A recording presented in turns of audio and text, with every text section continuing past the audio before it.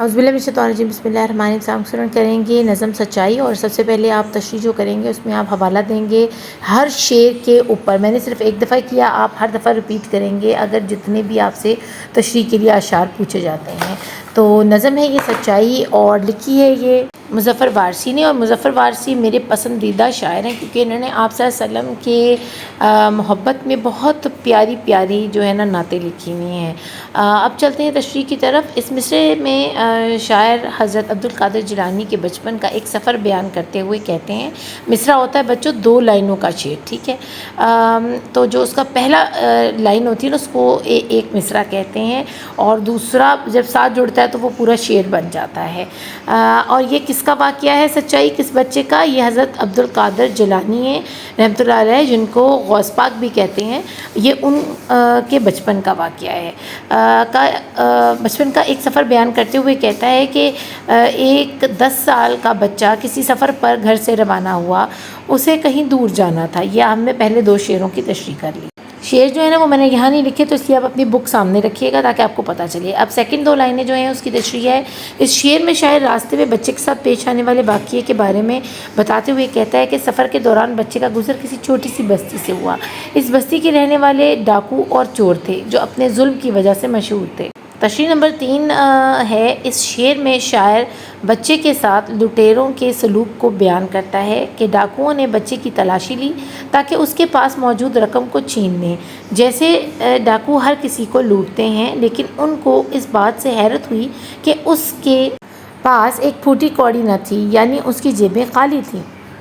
چوتھی تشریح کی طرف چلتے ہیں۔ ڈاکوؤں نے بچے سے مخاطب ہو کر پوچھا کہ وہ سفر پر کوئی پیسے لے کر یہ پیسے میرے خیال سے غلط لکھا گیا ہے، ہاں پیسہ لے کر نہیں نکلا، کیونکہ مسافر اپنے ساتھ ضروری سامان اور پیسے ساتھ رکھتے ہیں۔ یعنی مسافر جب بھی سفر کرتے ہیں وہ اپنے ساتھ پیسے اور دوسرا ضروری سامان رکھتے ہیں۔ تو ڈاکو نے اسے پوچھا کہ بھئی تم سفر پر اتنے لمبے سفر پر نکلے ہو اور بغیر پیسوں کے گھر سے نکل آئے ہو۔ تشریح نمبر 5 ہے، اس شعر میں شاعر بچے کی سچ بولنے کی عادت کو بیان کرتے ہوئے کہتا ہے کہ ڈاکو مایوس ہو گئے تھے کیونکہ بچے کے پاس کوئی رقم نہ تھی، لیکن بچے نے ڈاکو کو بتایا کہ اس کی ماں نے گھر سے چلتے ہوئے کچھ رقم اس کے کرتے میں چھپائی اور اوپر سے کرتے کو سی دیا۔ تشریح نمبر 6، اس میں بیٹا تھوڑی سی میرے سے مسٹیک ہوئی ہے تو آئی ایم سوری، آپ خود ٹھیک کر لیجیے گا۔ ڈاکو بچے کی سچائی سے بہت متاثر ہوئے، اب ڈاکوؤں لکھا گیا میرے سے، کہ آخر اس نے جھوٹ بول کر اپنے آپ کو نقصان سے کیوں نہیں بچایا۔ وہ اس بچے سے اصرار کرنے لگے کہ وہ بتائے کہ آخر اس نے سچ کیوں بولا۔ بچہ بولا کہ میں چند روپوں کی خاطر جھوٹ بول کر اللہ تعالیٰ کو ناراض نہیں کر سکتا، میں نے اللہ تعالیٰ کو راضی کرنے کے لیے سچ بولا۔ تشریح، بچہ ڈاکوؤں سے مخاطب ہو کر کہنے لگا کہ میری ماں نے مجھے گھر سے نکلتے یا جاتے ہوئے یہ نصیحت کی تھی کہ میں کسی حال میں بھی جھوٹ نہ بولوں، اس لیے میں نے سب سچ بتا دیا۔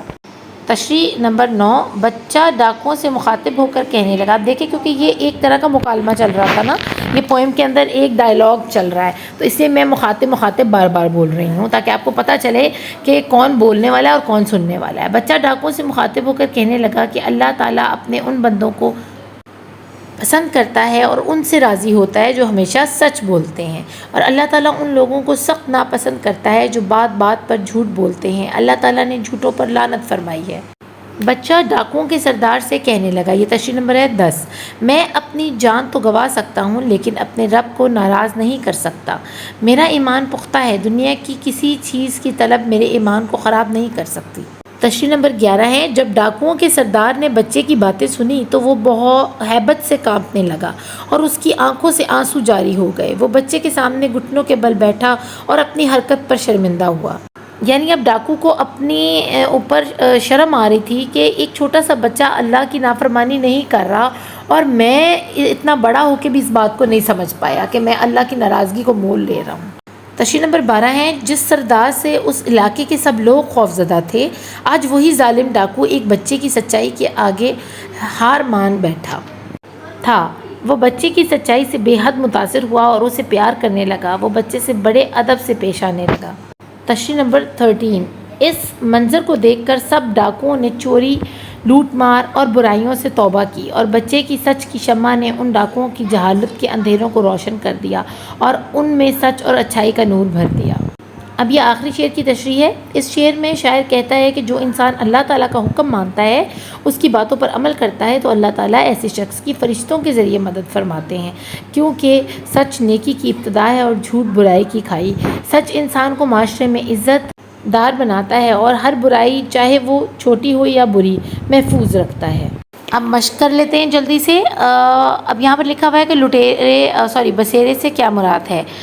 تو بسیرا چھوٹی آبادی یا چھوٹی بستی کو کہتے ہیں۔ لٹیروں نے کیا کہا؟ اب دو باتیں کہی لٹیروں نے کہ تم نے سب سچ کیوں بتایا، اور ایک انہوں نے پوچھا تھا کہ کیا تمہارے پاس کوئی پیسے ہیں؟ بچے نے کس کی نصیحت کا ذکر کیا؟ اپنی والدہ کی نصیحت کا۔ جب بچے نے سچ بولا تو لٹیروں پر کیا اثر ہوا؟ وہ بچے کے سچ سے بہت متاثر ہوئے اور برائی سے توبہ کر لی۔ اجالے سے الفت اندھیروں نے کی سے شاعر کی کیا مراد ہے؟